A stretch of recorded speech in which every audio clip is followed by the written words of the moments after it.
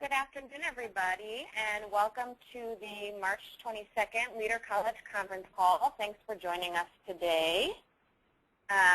Carol Lincoln is on the line as well. Carol, I don't know if your audio is on, but I don't hear you. I am here, Mary. Can you hear me now? Okay. Yes, I can. Why don't you go ahead?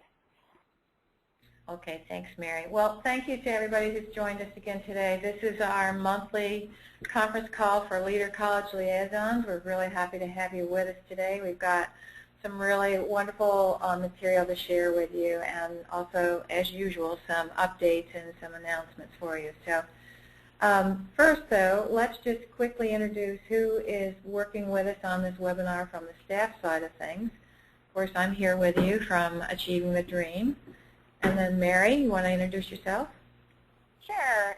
As most of you probably know by now, I'm Mary Cipollone. I'm the graduate intern with Achieving the Dream and calling in from Ann Arbor, Michigan today. And then we have a wonderful new colleague who has joined Achieving the Dream several weeks ago. Maybe it's several months already. I'm losing track, Sarah. But would you like to introduce yourself and just say a word about the main areas of your responsibility at Achieving the Dream? Sure. Hi, everyone. I'm Sarah Hollister. I think technically it was about a month and a half ago that I joined Achieving the Dream. I'm an Associate Director of Programs. And I will be working mostly with the leader colleges in all areas of program and policy, and we'll also be overseeing the growing regranting program here at Achieving the Dream. So I'm very excited to be here and look forward to talking more and meeting all of you very soon. Thanks, Sarah. We couldn't be happier than to have Sarah. There's a lot of folks who have joined the Achieving the Dream staff in the last several weeks. So over time, hopefully you're going to get more and more familiar with them and the role they're playing. And hopefully you also met some of our new colleagues at DREAM recently. We're happy to have Sarah, who will probably be on more of these calls as we go forward.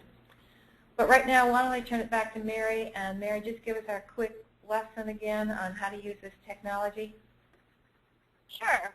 Before I do that, I'm just going to give us a brief overview of the agenda for today. The first thing we're going to do is go over the technology, like Carol said. We have 5 minutes for our Leading by Example segment, where we highlight the good work our leader colleges are doing. And then our main topic today is going from more to most. And we have a conversation with Abby from MDC, Peg from North Central State College, and Becky Sandberg from Housatonic Community College. And then we'll have 10 minutes at the end of the call for Achieving the Dream business. So as most of you know by now, we use a webinar format to make technology so that everybody can participate during the call. Everybody should have a control panel that looks like the one on the slide on their screen. If you don't see this, it's probably because it's minimized itself. If you look where this is labeled B on the slide, that's the grab tab. If you click right on that grab tab, it'll reopen your control panel. The next feature I'll highlight is this little hand on the control panel, and that is where you can raise your hand to join the conversation. So why doesn't everybody go ahead and raise their hand so I can see that we all know how to do that to make sure everybody can jump in whenever they want to during our talk. Great, I see some hands going up. All right, good. Looks like everybody knows how to do that. Perfect. Also on here is the attendee list, so you can see the names of all 37 participants on the call today. Additionally, there's a questions pane. So one way to join the conversation is to raise your hand. Another way is to type your comments or your questions right into that question pane, and that will come to me, and I can read that aloud. The only other thing I would mention is we'll have a couple polls on the call today. Those will pop up on your screen, and you can go ahead and select your answers right on the screen during the call. Thank you. Okay, very good. So we always like to take a few minutes at the top of these calls to share some examples of what the leader colleges have been doing in the spirit of their leadership role that they're playing both inside the Achieving the Dream initiative and also nationally. So we just must must take a minute to once again congratulate two leader colleges that won the big Leah Meyer Austin Awards at the Dream Institute. Zane State was the big winner this year, and they were rewarded for the amazing progress that they've had in their developmental education work and some of the significant increases over time they've had in the performance of students who've been in their developmental courses. Phillips was also given a special recognition award this year because of the deep work they're doing in changing the culture of their college. If you didn't have the opportunity to be at DREAM and hear about those awards, there is a brochure that's been put together to describe the work that they've done that enabled them to win these awards. And we'd love to have you take a look at that brochure and get more information. I'm sure we've got some greater details about that on our website as well. But one of the neat things about this year's award is that these two institutions are rural institutions, and sometimes I think some people think that you have to be big and you have to be famous in order to have your accomplishments recognized. And I hope we put that to rest this year by showing that the rural institutions were among the strongest institutions that applied this year for that award. So congratulations to both of you for that work. The next shout out goes to Valencia College. Excuse me, they changed their name in the last year or so. Valencia College has agreed to host a site visit to their campus on the Tuesday afternoon after the AACC convention is held in Orlando this April. So they're going to be shuttling people over to their campus and featuring several of the initiatives that are both Achieving the Dream initiatives, and some others are things they were doing even before Achieving the Dream. And there's more details both on the slide as well as on probably on the AACC website for you to check out.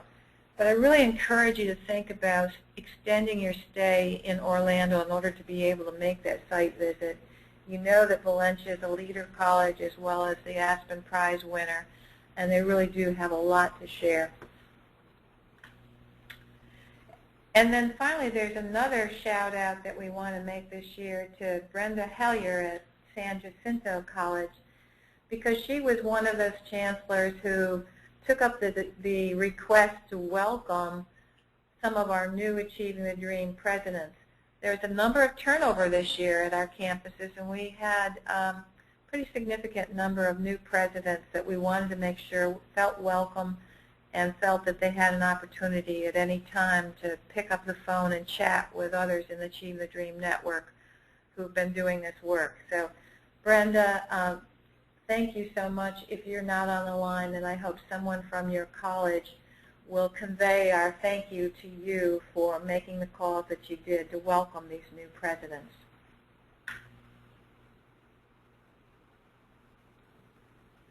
With that, I think it's time that we move to our program today, and we want to thank right at the start of this. We want to thank Abby, Peg, and Becky for putting some thought into organizing this conversation today.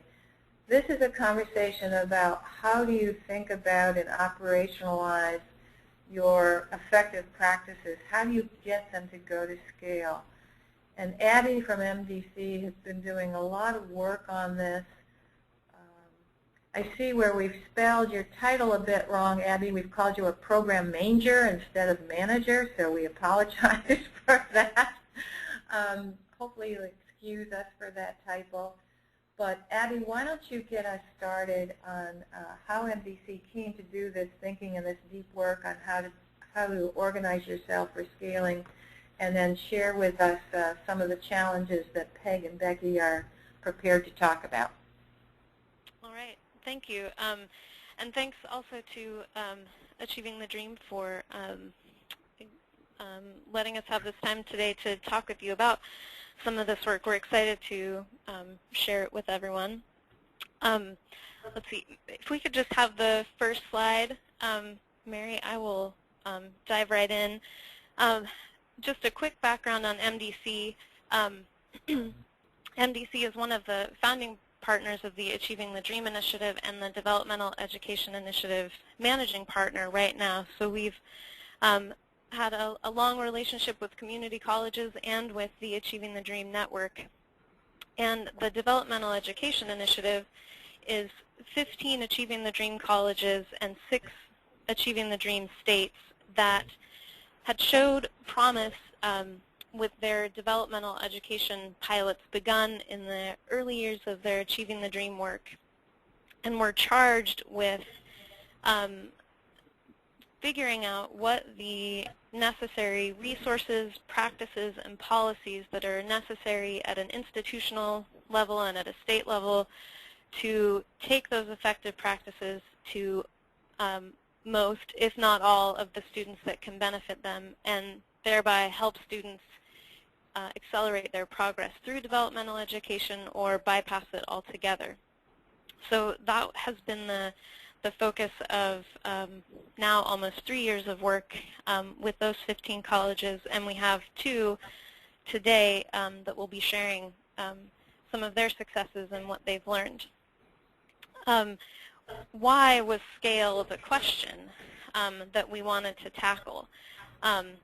It's certainly a popular buzzword these days, but really, really is central to the work that all of you are doing, especially given, recent challenges and encouragement from at the national level to increase the number of individuals in the United States that have a credential or degree.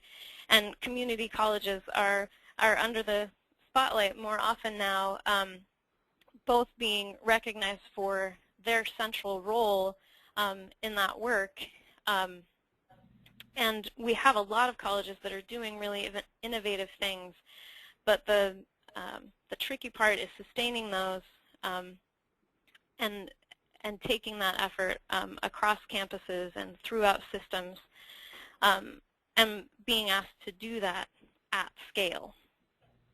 So some of the challenges that you see, there's no one silver bullet, no one best way. Although I did hear someone say yesterday that there may be silver buckshot. So maybe there's a way to tackle this from different angles. But really from what we see is that there aren't very many sorting mechanisms to identify true best practices. That's one issue. There is not much investment in the public and nonprofit sector that's specifically targeted to figuring out how to do this. Plenty of startup funds, but figuring out how to do it long-term and sustainably. The funding models for that kind of work are difficult to find sometimes. So, and then, scaling up is really just a matter of is all part of organizational development and institutional change that our Achieving the Dream colleges are involved in. And navigating that change, is always important, but also difficult. So we have 2 DEI colleges, North Central State and Housatonic, that have taken on these challenges in different ways.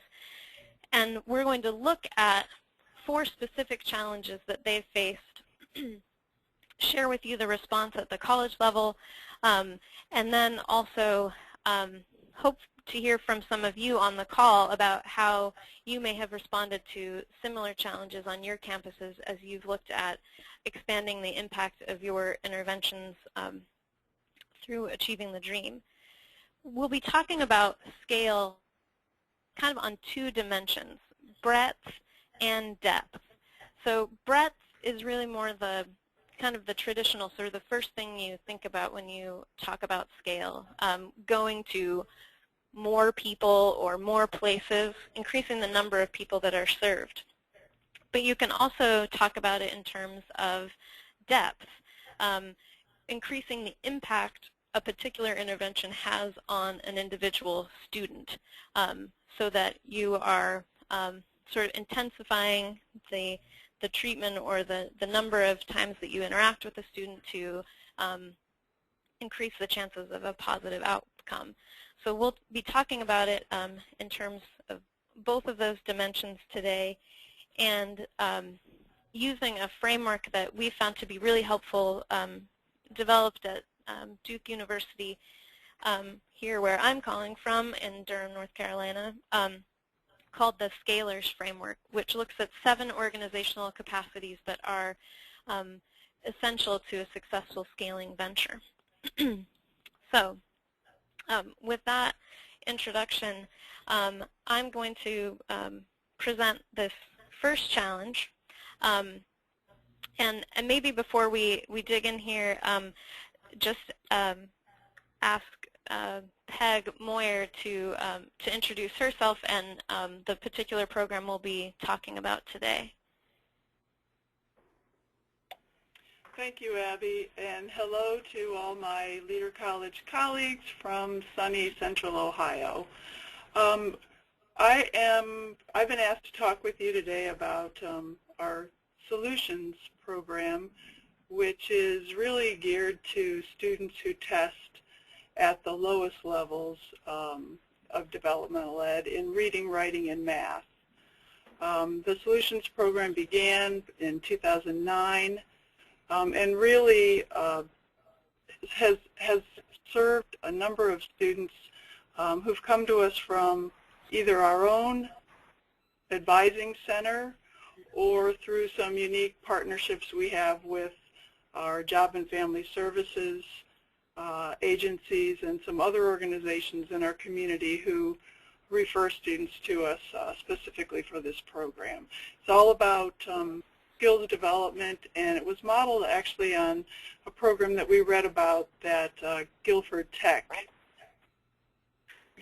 had pioneered. Okay.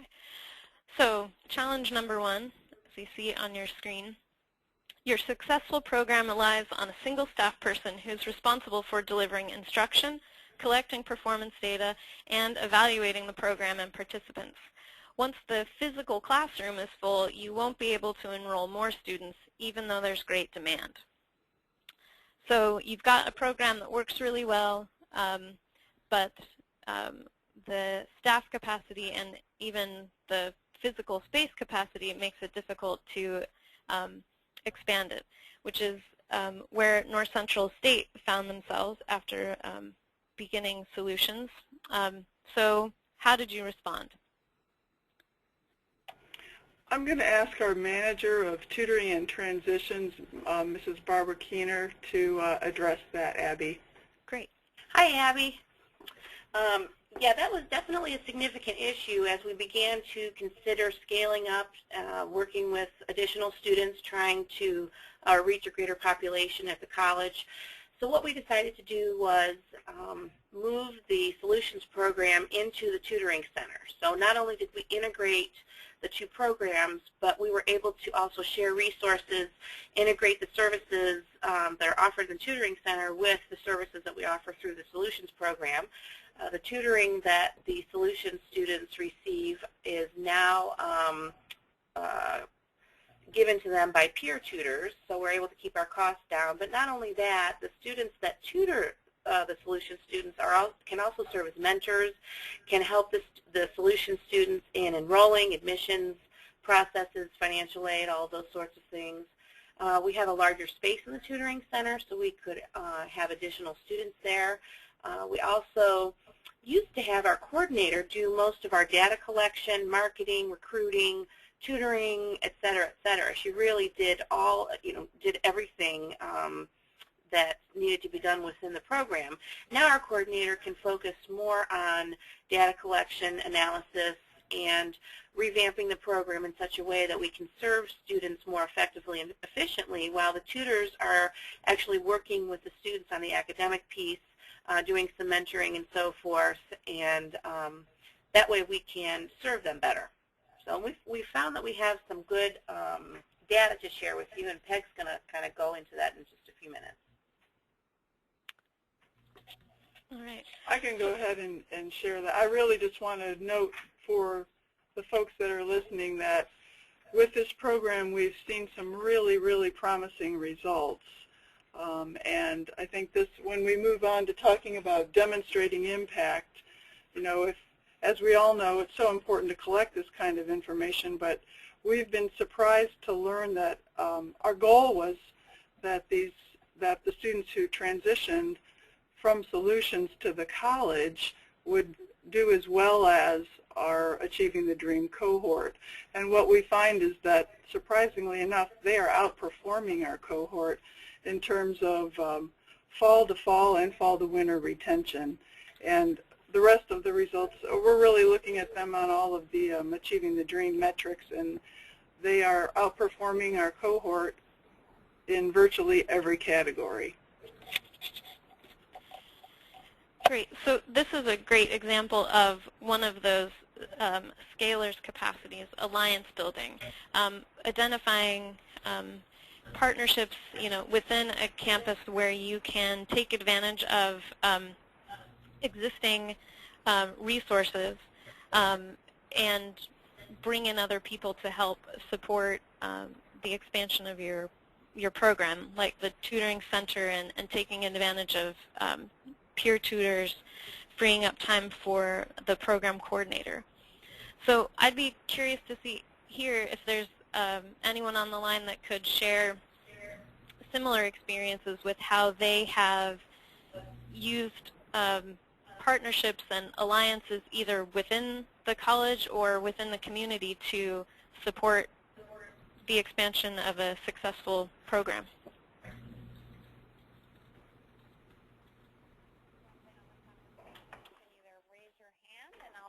Your microphone, or you can submit a comment or a question via the questions pane.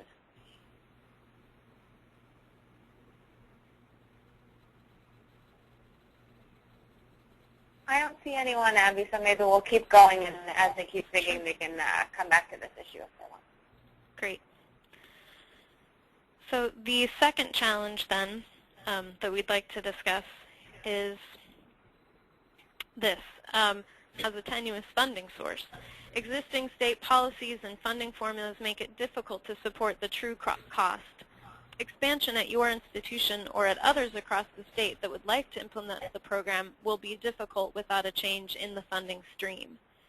This is something that we have run into at many of the DEI colleges, and North Central State and the Ohio State Policy Team have really taken this one on.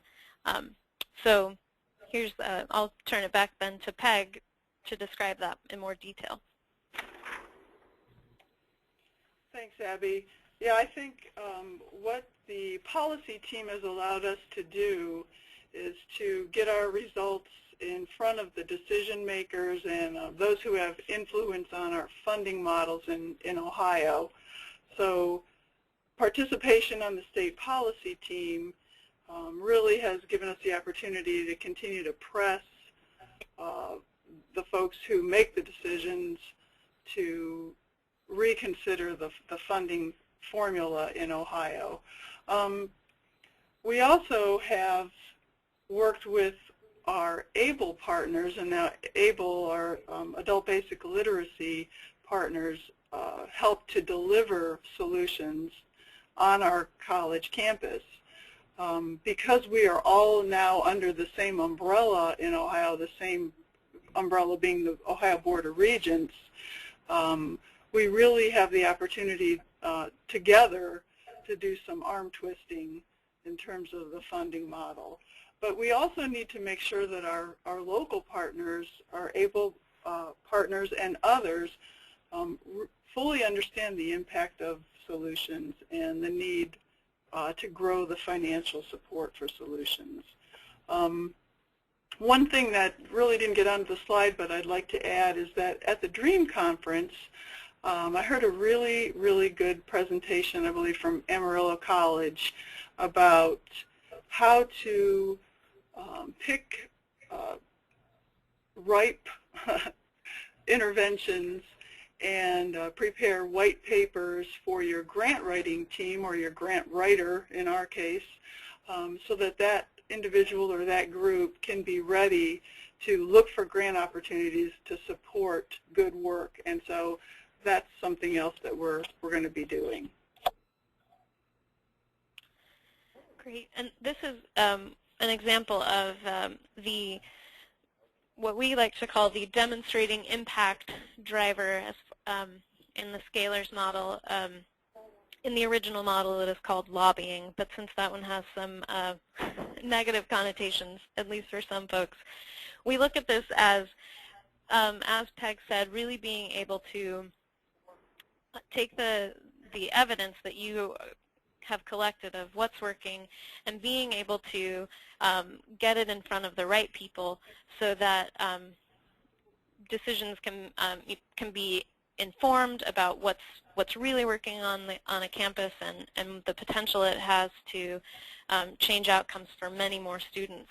I think it's important too to remember that, as Peg said, those aren't just policymakers, but also making sure other people on your campus, grant writers and other people that have connections to possible outside support are aware of what you're doing, can really make a significant difference in how you're able to expand and scale up. And happy here again to take examples of how other colleges have either worked with their state policy team or other entities to share what they are doing that works and build support. If you have any questions for Abby or Peg about the intervention and the scaling model they're talking about, you can join the conversation now. Well, Abby's going to prompt you for questions again after every challenge, so hopefully we'll get you on the next one. All right. So with this next one, we're turning to Becky Sandberg at Housatonic. Becky, if you could first just give us a brief description of the program that you'll be talking about today. What I'm talking about today is our self-paced program. It encompasses our developmental English and math courses, and it's offered as an alternative to traditional sections of the same courses on our campus. We began the program in 2007 with our math courses, both our pre-algebra and our basic college mathematics, and have expanded it to our developmental writing courses.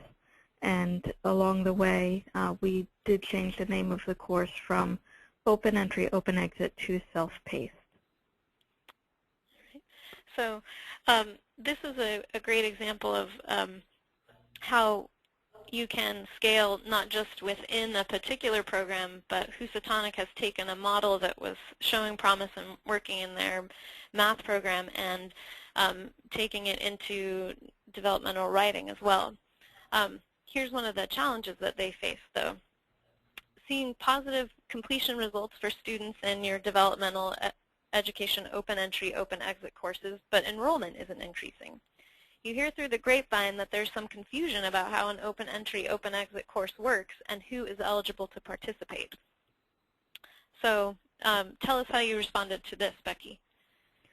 To respond to that, we did a number of things. The first thing we did was made sure that our advisors, both staff and faculty advisors, and anyone who connected with a student during the registration process was aware of what the course is all about, so that when they were meeting with students and talking to those students about their options in terms of the format class that they could take, they would know what the class is about and be informed enough to articulate that to students.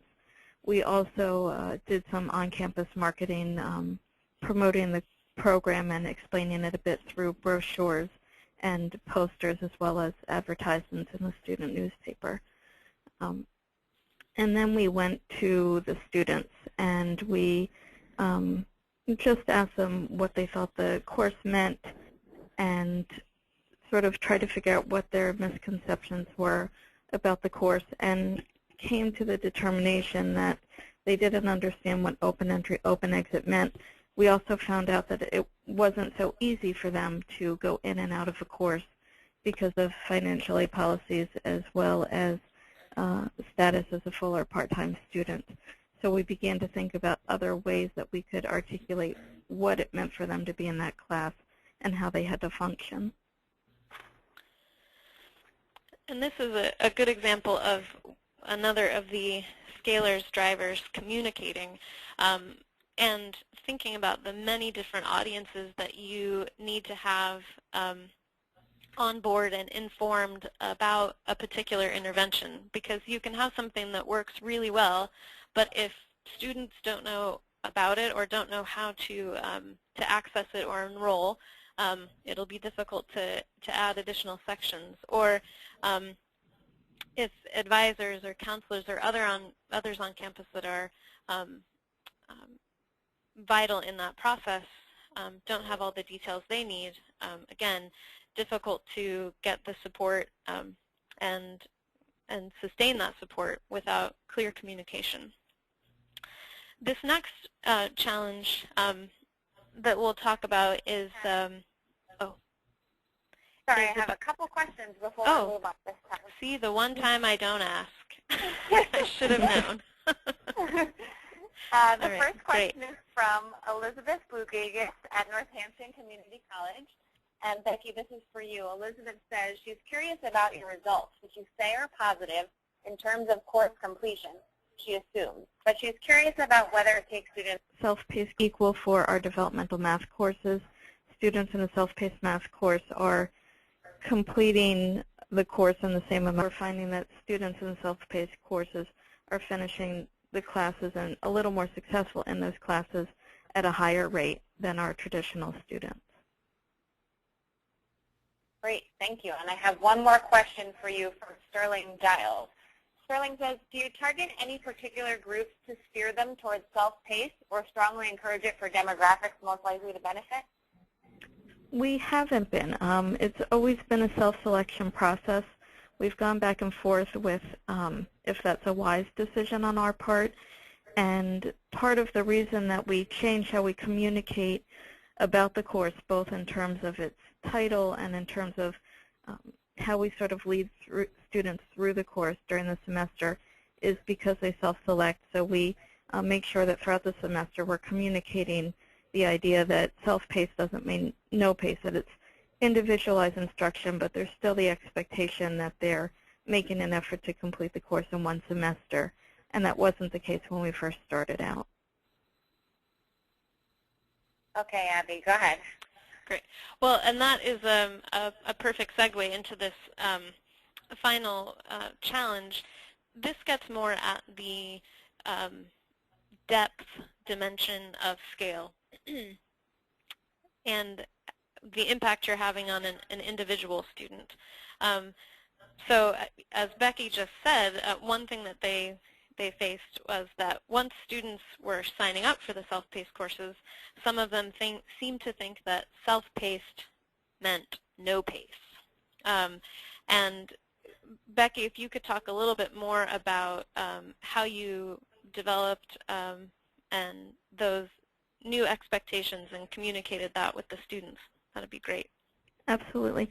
Well, in changing the name from Open Entry, Open Exit to Self-Paced, we hoped that that would be the first line of defense for communicating that we were talking about a class that involved individualized instruction at a pace that was comfortable for the student, but that it didn't mean they could go in and out of the class so as they chose.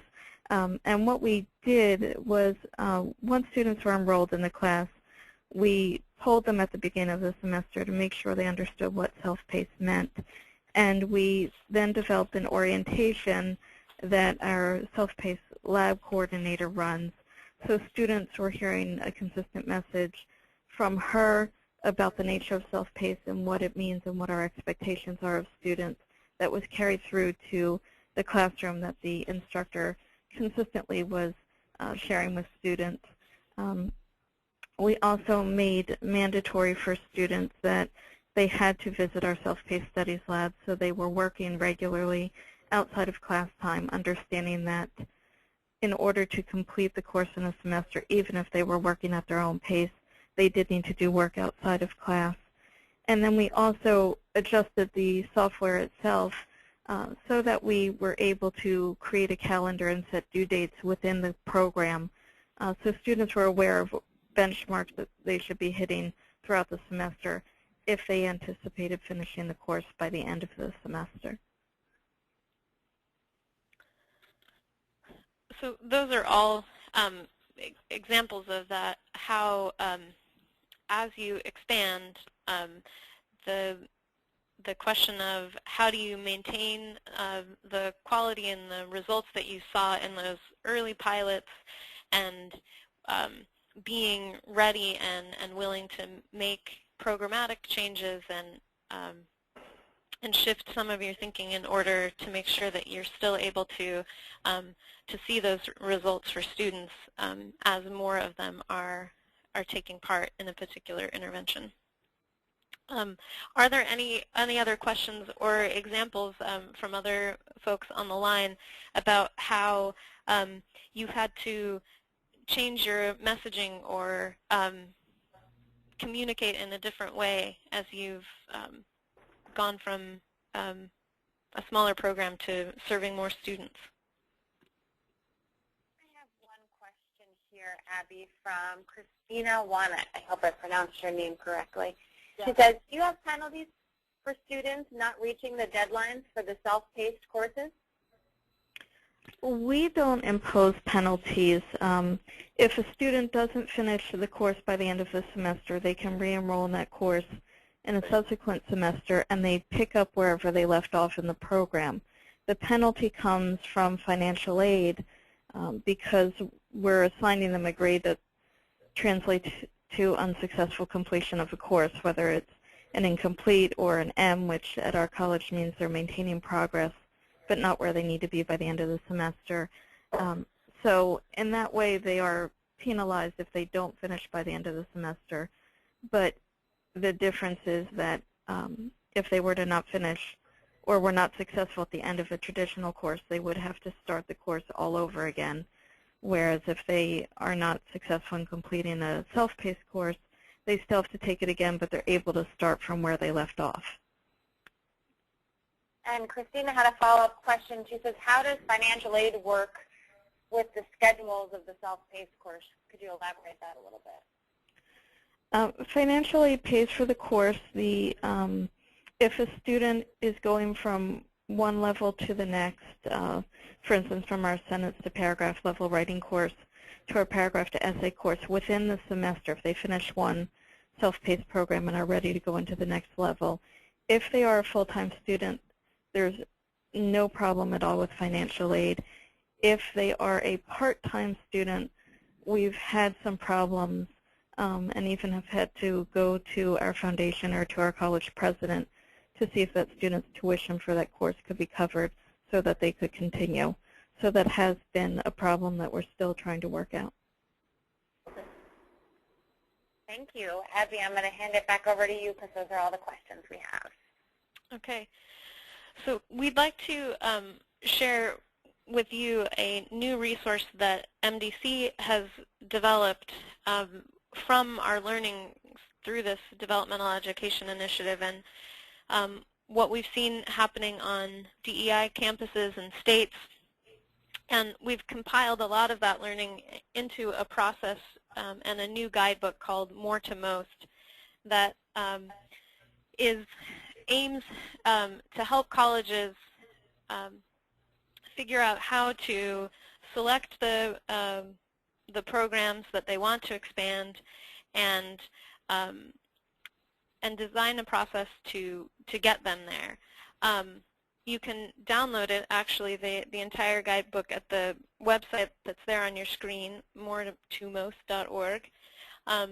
And it helps to answer this question of to scale or not to scale. And the next slide shows just the general outline for the guidebook.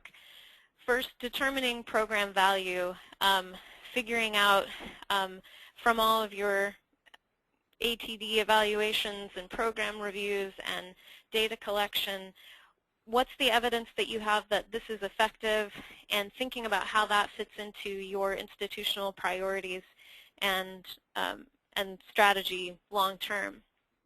And then some specific tools and discussion about how to design a scaling strategy, since there are so many different ways to do that, whether it's, again, increasing the number of sections, or if it's taking something from one campus to another, or taking something from one discipline to another.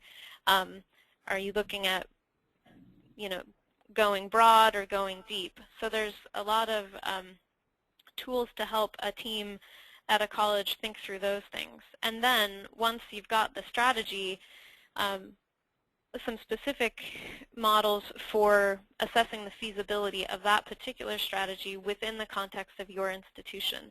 Looking at the Scalers model that we talked about briefly today, and the 7 organizational capacities there: staffing, communicating, alliance building, lobbying or demonstrating impact, earnings generation, resources that are available, and then sustaining the support and engagement that you need across a campus to keep something at scale and to maintain quality and positive outcomes.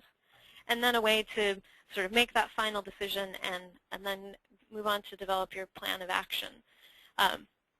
We have did a beta testing of that at Jackson Community College in Jackson, Michigan, and had a really great experience with them as they were working through coming to the next phase of their Achieving the Dream work, and looking at the multiple pilots that they had done and deciding which of those that they wanted to put forward for their 2013 budget process, and really coming up with a clear rationale for why they wanted to expand these, where the staffing and space resources were going to come from, and who they were going to need to have in their corner to make that happen.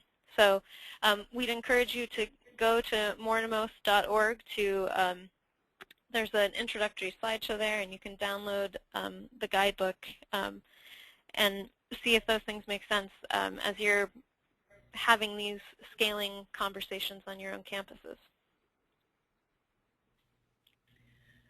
Well, thank you, Abby and Becky and Peg. We really appreciate all the information you shared.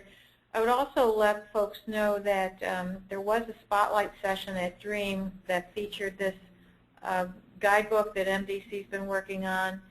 And we are today posting on the website at the Knowledge Center a video of that spotlight that was held at DREAM. So if you want to tune into that and get more, that would be appropriate. Increasingly, when we are working with our new cohorts of colleges, we're talking about scaling from the beginning. When we first started Achieve the Dream, we didn't do enough talking about scale from the start of the Achieve the Dream work. So I think what we're learning is that there's certainly ways to think about scaling that you've got to consider, but the sooner that conversation starts, the better. And I think we're doing a better job of helping the new cohorts begin with the end in mind and think about how scaling should play out over a period of time. So hopefully the guidebook will be useful not only to our leader colleges but to our new institutions as well. We are at the 45-minute point, which is what we had said we would keep our leader college calls limited to. There's a couple of quick things we would like to announce to you, though, and hope that most of you can stay on for just a couple of minutes. First of all, we have thought about 10 different ideas for future conference calls, and you can see some of them flash on the screen right now. We would love to have you quickly, if you're still on the line, check the ones that are of interest to you, so that if we get a good number on some of these, we'll schedule them for future leader college calls. Give you just a minute to check that. We're actually going to run 2 polls because there are 10 total options, so you can check as many of the topics that are of interest to you as you see on the list.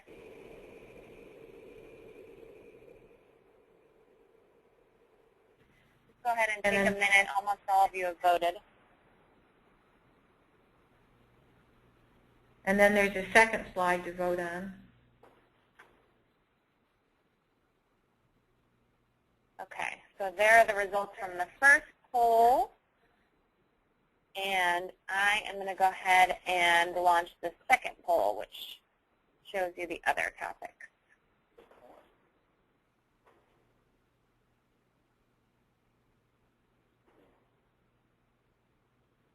And again, you can choose as many of the topics as interest you. Okay, a few of you have voted.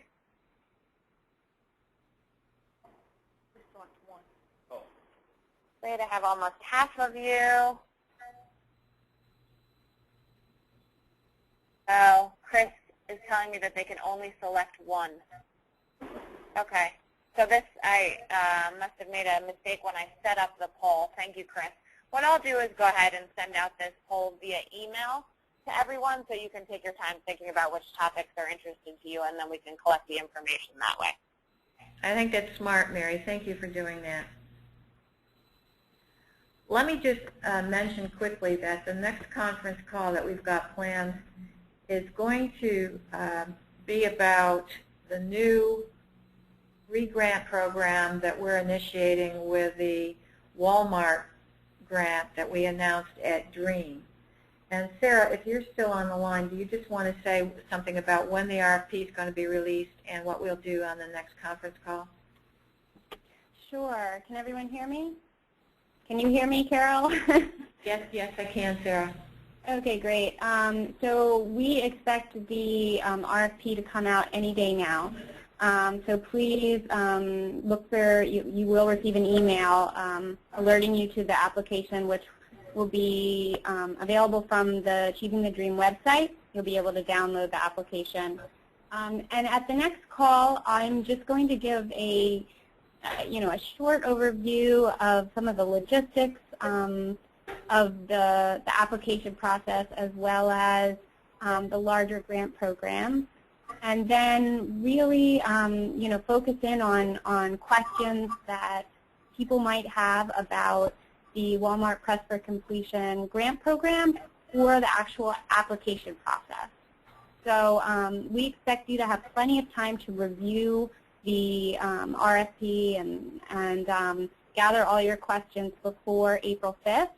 I think it'll be a very helpful call to participate in. Thanks, Sarah. Mary, I'm going to skip the rest of the business that we had for today. I know that you've got some slides. When people go and get a copy of this PowerPoint that went with it, they can see some of the other announcements that include please fill out your DREAM evaluation if you haven't been able to do that yet, and so forth. But I want to wrap this up because we do want to be mindful of your time and the fact that we said we try to keep these to 45 minutes. Very, very appreciative of Abby and Peg and Becky for joining us today and helping us with this important topic of scaling. Thank you all for what you're doing to really be strong leaders in this reform movement. It means a great deal to all of your students. We know what you're doing, but this is really important work, and you are the ones that are making it happen and are driving this reform nationally. So thank you so much. We wish you all a good day, and watch for an email from Mary so that you can give us some feedback on topics you'd like us to cover in future calls. Thanks so much, everyone. Thank you. The organizer has ended the session, and this call will be disconnected.